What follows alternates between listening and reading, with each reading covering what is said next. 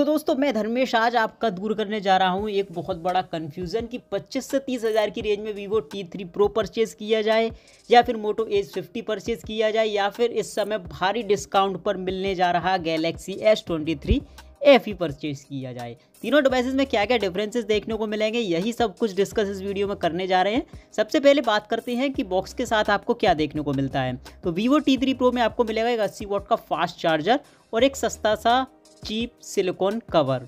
मोटो Edge 50 में आपको मिलता है एक 68 वाट का फास्ट चार्जर, साथ ही साथ एक प्लास्टिक का थोड़ा सा प्रीमियम सा बैक कवर। S23 FE में चार्जर या फिर कवर आपको साथ देखने को नहीं मिलेगा। डिज़ाइन की बात करें तो भाई ये डिज़ाइन आपको देखने को मिलेगा तीनों ही डिवाइसेस में। वीवो T3 Pro मोटो एज 50 आते हैं बैक पर रफ फिनिश के साथ, S23 आता है बैक पर ग्लास फिनिश के साथ यानी कि ग्लॉसी फिनिश के साथ। वीवो T3 Pro की बात करें तो काफ़ी प्रीमियम डिज़ाइन है, ऐसा कोई ख़ास स्लिपरी बैक नहीं है, कैमरा शेप भी थोड़ा सा चौड़ा सा है और काफ़ी अच्छा प्रीमियम फील होता है। बात करें एज 50 की तो ये भी काफ़ी प्रीमियम है, बैक पर आपको एक अलग ही लुक दिया है, फील करने पर आपको लगेगा जैसे बैक पर कोई कपड़ा सा बंधा हुआ है, काफ़ी अच्छा ग्रिप होता है, काफ़ी प्रीमियम फील होता है एज 50। S23 FE ठीक ठाक है, बैक पर आपको ग्लास देखने को मिलता है बट ये कोई बहुत यूनिक डिज़ाइन नहीं है क्योंकि ऑलरेडी S23 FE पहले से ऑलरेडी मार्केट में है। बॉटम पार्ट पर आपको S23 FE में मिलता है टाइप सी पोर्ट और मीडिया स्पीकर। T3 Pro और एज 50 में टाइप सी और मीडिया स्पीकर के साथ साथ सिम और SD कार्ड स्लॉट भी बॉटम पर मिलते हैं। तीनों ही डिवाइसेस डुअल सिम सपोर्ट के साथ आते हैं। SD कार्ड का स्लॉट आपको तीनों में से किसी में देखने को नहीं मिलेगा। लेफ्ट साइड पर आपको कुछ भी देखने को नहीं मिलता है। S23 FE में आपको टॉप पर मिलता है सिम और SD कार्ड स्लॉट। फ्रंट से अगर बात करें तो यहाँ पर T3 Pro और एज 50 आते हैं कर्व डिस्प्ले के साथ, तो थोड़ा सा फ्यूचरिस्टिक और काफ़ी अमेजिंग प्रीमियम फील होते हैं। S23 FE आता है फ्लैट डिस्प्ले के साथ, तो उतना अच्छा फील नहीं होता। तो बैक से भी और फ्रंट से भी यहाँ डिज़ाइन के मामले में S23 FE बाकी दोनों से पीछे है। अब डिस्प्ले की बात करें तो भाई T3 Pro और एज 50 में आपको मिलता है कर्व डिस्प्ले, S23 FE में मिलता है आपको फ्लैट डिस्प्ले। तो डिस्प्ले का तो यहाँ कोई कंपैरिजन नहीं बनता क्योंकि तीनों में ही आपको OLED डिस्प्ले देखने को मिलता है। अब T3 Pro और एज 50 आते हैं कर्व डिस्प्ले के साथ, तो नो डाउट ज़्यादा फ्यूचरिस्टिक हैं, ज़्यादा कूल लगते हैं S23 FE के कंपैरिजन में। कलर टोन की बात करें तो T3 Pro और एज 50 का डिस्प्ले लगभग सेम सा फील होता है। S23 FE के कलर थोड़े से डिफरेंट हैं बाकी के दोनों से। तीनों में ही आपको पंचुअल डिस्प्ले देखने को मिलता है but end to end viewing experience आपका T3 Pro और एज 50 पर ज़्यादा बेहतर रहेगा as compared to S23 FE। Peak brightness की बात करें तो T3 Pro का है 4500 निट्स का, एज 50 का है 1600 निट्स का, S23 FE का है 1450 निट्स का। इसके अलावा डिस्प्ले का रिफ्रेश रेट तीनों का सेम है 120 हर्ट्ज का। UI फीचर्स की बात करें तो T3 Pro में आपको मिलता है Funtouch operating system, Galaxy S23 FE में आपको मिलता है One UI, एज 50 में आपको मिलता है हेलो UI। अब लुक एंड फील आप यहाँ से देख सकते हो, मेन स्क्रीन का UI या फिर लुक, इसके अलावा क्विक एक्सेस पैनल, तीनों ही डिवाइसेस का UI काफ़ी कमाल का है। लेकिन सबसे ज़्यादा इजी टू यूज़, सबसे ज़्यादा फीचर्स और सबसे ज़्यादा स्मूथनेस कहें S23 FE का One UI इस कंडीशन में मुझे बाकी दोनों से ज़्यादा बेहतर लगा। फीचर्स की बात करें तो शुरुआत करते हैं T3 Pro से। तो ये कुछ डायनेमिक इफेक्ट्स हैं T3 Pro के अंदर, चार्जिंग के लिए, फिंगरप्रिंट स्कैनर के लिए और भी कई सारी चीज़ें यहाँ देखने को मिलती हैं। ऐप्स के अंदर आपको मिलता है ऐप क्लोनर का फीचर, अल्ट्रा गेम मोड आपको देखने को मिल जाता है। सिस्टम के अंदर मल्टीपल यूजर्स का फीचर भी देखने को मिलेगा। S23 FE की बात करें तो ऑलवेज ऑन डिस्प्ले के लिए जितनी वॉचेस या फिर थीम आपको यहाँ देखने को मिलेंगी किसी भी डिवाइसेस में, बाकी के दोनों डिवाइसेस में देखने को नहीं मिलती। इसी के साथ एडवांस फीचर्स के अंदर ये कई सारे gesture controls features, dual messenger वगैरह आपको यहाँ देखने को मिल जाता है। बात करें एज 50 की तो यहाँ भी आप देख सकते हो पर्सनलाइज के नाम से ये कुछ फीचर्स दिए गए कस्टमाइजेशन के लिए, आपके फ़ोन की थीम को चेंज करने के लिए। कई सारे जेस्चर कंट्रोल्स आपको यहाँ भी देखने को मिल जाते हैं, लेकिन ऐप्स के अंदर ऐप क्लोनर या फिर हाइड ऐप का फीचर देखने को नहीं मिलता। सिक्योरिटी के लिए तीनों ही डिवाइसेस में fingerprint scanner, face unlocking system देखने को मिलता है। तीनों ही devices under display fingerprint scanner के साथ आते हैं और performance under display fingerprint scanner की तीनों की ही काफ़ी कमाल की है। सबसे पहले अगर इनके कैमरा फीचर्स की बात करें तो तीनों ही डिवाइसेस में आपको अल्ट्रा वाइड लेंस दिया गया है, तो अल्ट्रा वाइड फोटोज़ और अल्ट्रा वाइड वीडियोज़ आप तीनों से रिकॉर्ड कर सकते हो। इसके अलावा पोर्ट्रेट मोड आपको तीनों में देखने को मिलता है। कुछ एक्स्ट्रा फीचर्स की बात करें तो नाइट मोड आपको तीनों में देखने को मिलेगा। स्लो मोशन जैसे फीचर्स आपको तीनों में देखने को मिलते हैं। तीनों ही डिवाइसेस से आप 60 FPS पर फुल HD तक का वीडियो रिकॉर्ड कर सकते हो। T3 Pro और Moto H50 से आप 4K तक का वीडियो रिकॉर्ड कर सकते हो 30 FPS पर। वहीं S23 FE में आपको 8K वीडियो रिकॉर्डिंग का सपोर्ट मिलेगा 30 FPS पर। कैमरा परफॉर्मेंस की बात करें तो ये हैं कुछ फोटोज़ जो मैंने तीनों ही डिवाइसेस से ऑटो मोड पर कैप्चर किए हैं। अब यहाँ सबसे पहले कलर टोन की बात करें तो तीनों की ही परफॉर्मेंस में आपको डिफरेंस देखने को मिलेगा। जैसे कि सबसे ज़्यादा वेल सैचुरेटेड कलर आपको देखने को मिलेंगे गैलेक्सी S23 FE में, बहुत हद तक नेचुरल कलर देखने को मिलते हैं। H50 जहाँ आपको थोड़ा सा अंडर सैचुरेटेड शो होता है, तो वहीं T3 Pro में बहुत ज़्यादा पंची कलर देखने को मिलती है, बहुत ज़्यादा ओवर सैचुरेटेड। अब हो सकता है आपको T3 के फोटोज़ ज़्यादा पसंद आए, लेकिन मैं यहाँ आपको बता देता हूँ कि किस डिवाइस से कैसी परफॉर्मेंस आपको मिलने वाली है। तीनों ही डिवाइसेस के फोटोज़ आपकी स्क्रीन पर है, जहाँ से आप आइडिया लगा सकते हो कि कौन सा फोटो आपको ज़्यादा पसंद आता है। डिटेलिंग के मामले में तीनों ही डिवाइसेस काफ़ी कमाल का परफॉर्म करते हैं।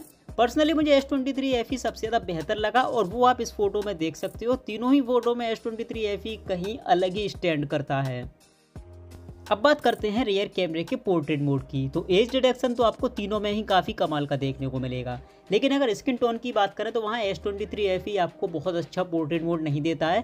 थोड़ी सी अजीब सी स्किन टोन आपको देखने को मिलती है, जबकि सेम कंडीशन में T3 Pro का पोर्ट्रेट मोड मुझे सबसे ज़्यादा बेस्ट नज़र आया। अच्छी स्किन टोन, कमाल का ब्यूटी इफेक्ट आपको यहाँ देखने को मिलता है। Moto H50 भी ठीक है, S23 FE से बहुत बेहतर परफॉर्म करता है, लेकिन फिर भी T3 जितना बेहतर पोर्ट्रेट मोड आपको यहाँ देखने को नहीं मिलता। नाइट मोड की बात करें तो कुछ ये रिजल्ट्स आपको यहाँ देखने को मिलते हैं। अब यहाँ पर सबसे बेहतर रहा S23 FE। एक तो ब्राइटर फोटोज़ आपको देखने को मिलते हैं और कलर्स भी नेचुरल हैं। हालांकि T3 Pro की बात करें तो नो डाउट आपको यहाँ पर ब्राइटर फोटोज़ देखने को मिलते हैं, लेकिन अगर आप कलर टोन देखोगे तो बिल्कुल ही अजीब से टोटल आर्टिफिशियल कलर्स आपको यहाँ देखने को मिलते हैं। Moto H50 की बात करें तो परफॉर्मेंस ठीक ठाक है, लेकिन उतने ज़्यादा ब्राइटर फोटोज़ आपको यहाँ देखने को नहीं मिलते। फ्रंट कैमरे यानी कि सेल्फी की बात करें तो उसके लिए कुछ ये रिजल्ट्स आपको यहाँ देखने को मिलते हैं। यहाँ भी S23 FE बाकी के दोनों से पीछे रह जाता है। स्किन टोन की बात करें तो S23 FE में यहाँ भी थोड़ी सी अजीब सी स्किन टोन देखने को मिलती है, जैसा कि रेयर कैमरे के पोर्ट्रेट मोड पर रिजल्ट्स आपको देखने को मिले थे। जबकि सेम कंडीशन में H50 और Vivo T3 Pro S23 FE से बेहतर परफॉर्म करता है। हालांकि T3 Pro और H50 को भी कंपेयर करें तो यहाँ T3 Pro H50 से भी बेहतर है। पर्सनली फ्रंट कैमरे में मुझे यहाँ T3 Pro सबसे बेस्ट लगा, उसके बाद Moto H50 और आखिर में यहाँ S23 FE रहता है। बाकी का आप खुद डिसाइड कर सकते हो कि आपको इन तीनों में से कौन सी सेल्फी ज़्यादा बेहतर लगी। स्पीड टेस्ट में कवर करेंगे यहाँ बहुत कुछ, जैसे कि Antutu benchmark scores, real time में तीनों डिवाइसेस कैसा परफॉर्म करते हैं, multitasking performance test, gaming test, और शुरुआत करते हैं इस स्पीड टेस्ट की तीनों ही डिवाइसेस के रिबूट टेस्ट से।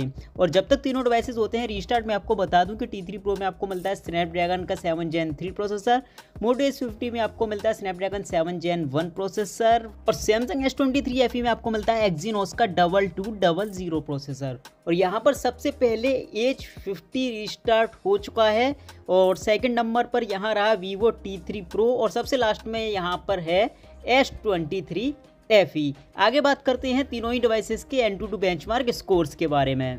तो Antutu बेंचमार्क स्कोर्स आप यहाँ स्क्रीन पर देख सकते हो। 7,98,000 है Vivo T3 Pro का, 11 लाख के आसपास है S23 FE और H50 का है 7,14,000।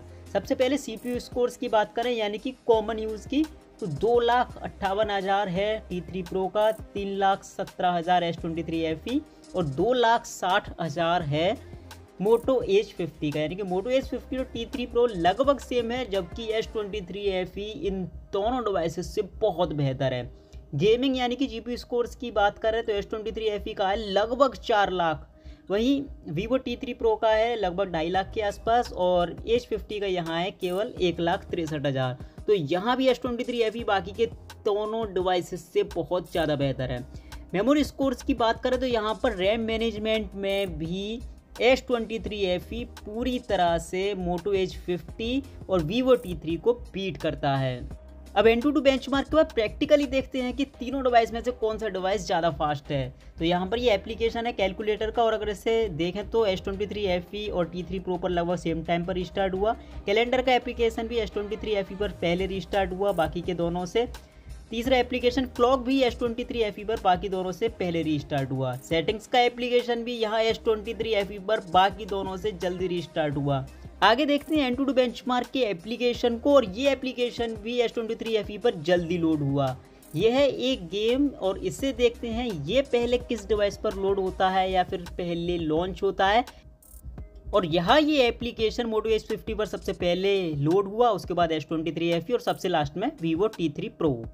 गेमिंग परफॉर्मेंस की बात करें तो तीनों ही डिवाइसेस पर मैंने यहाँ गेम्स रन करके देखे हैं। अब मैं अपना एक्सपीरियंस शेयर करूँ तो सबसे पहले बात करते हैं H50 की। तो H50 बाकी दोनों के कंपैरिजन में थोड़ा सा पीछे रह जाता है गेमिंग के लिए। Adreno 644 आपको यहाँ GPU मिलता है, जहाँ पर आप हाई ग्राफिक्स तक की गेम्स बड़े आराम से रन कर सकते हो।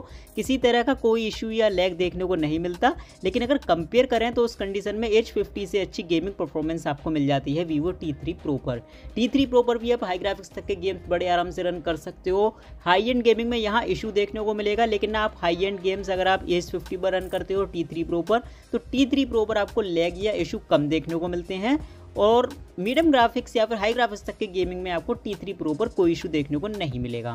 बात करें S23 FE के बारे में तो हाई एंड तक के गेम्स आप अपने S23 FE पर बिना किसी इशू के रन कर सकते हो। काफ़ी अच्छी गेमिंग परफॉर्मेंस आपको यहाँ देखने को मिलती है। मेरा गेमिंग एक्सपीरियंस S23 FE के साथ काफ़ी ज़्यादा बेहतर रहा। तो गेमिंग के लिए भी S23 FE T3 Pro और H50 से ज़्यादा बेहतर है। बैटरी की बात करें तो T3 Pro में आपको मिलती है 5500 mAh की बैटरी, और ये डिवाइस 80 वॉट की चार्जिंग सपोर्ट करता है। Galaxy S23 FE में आपको मिलती है 4500 mAh की बैटरी, और ये डिवाइस 25 वॉट की चार्जिंग सपोर्ट करता है। साथ ही साथ 15 वॉट की वायरलेस चार्जिंग का सपोर्ट भी आपको यहाँ देखने को मिलेगा। H50 में भी आपको 15 वॉट की वायरलेस चार्जिंग का सपोर्ट देखने को मिलता है। 68 वॉट की नॉर्मल चार्जिंग का सपोर्ट आपको देखने को मिलेगा, और यहाँ आपको मिलती है 5000 mAh की बैटरी। तो भाई मैंने यहाँ आपको ये बता दिया कि H50 किस कंडीशन में कैसा परफॉर्म करेगा T3 Pro के कंपैरिजन में, बाकी के दोनों डिवाइसेस कैसे रहेंगे, या फिर S23 FE बाकी के दोनों से कितना बेहतर है, कितना पीछे है। तो तीनों ही डिवाइसेस अपनी अपनी जगह पर काफ़ी कमाल के डिवाइसेस हैं। यहाँ से अपने यूज़ के अकॉर्डिंग आप डिसाइड करिए कि आपको इन तीनों में से कौन सा डिवाइस लेना पड़ेगा, क्योंकि design, display, UI features, camera, hardware, battery सारा कुछ मैंने यहाँ आपको बता दिया। तो फिर मिलेंगे ऐसी किसी इन्फॉर्मेटिव वीडियो के साथ, तब तक के लिए गुड बाय, आपका दिन शुभ हो।